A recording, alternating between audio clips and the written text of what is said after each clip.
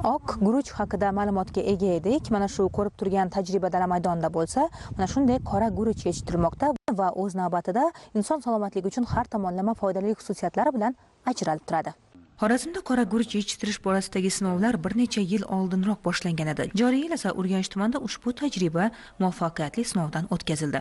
Xitoy davlatına delegatsiya bo'lib borganimizda Xarpin viloyatida tajriba uchun o'rganib ko'rdik. Antioksidantlar boy bo'lganligi, qon bosimi kasalliklarini yordami bo'lganligi sababli shu narsaga qiziqdik. Tajriba asosida aytdik, bizning Xorazm sharoitidan bo'ladi ekan. Klaster tomonidan 2000 tonna bug'doy urug'i, 500 tonna guruch urug'lari yetishtirib olingan bo'lsa, endilikda xorijiy qora guruch navi urug'likka hozirlandi. Olib borilgan tajriba o'zini oqladi.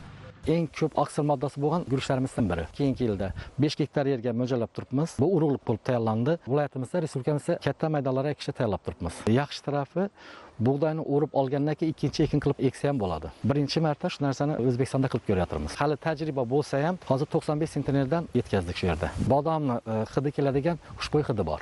Birinchi yilimiz 95 sentnerdan olgan bo'lsak, 100 sentnerdan oshirib eksport qilishni ham niyat qilyapmiz.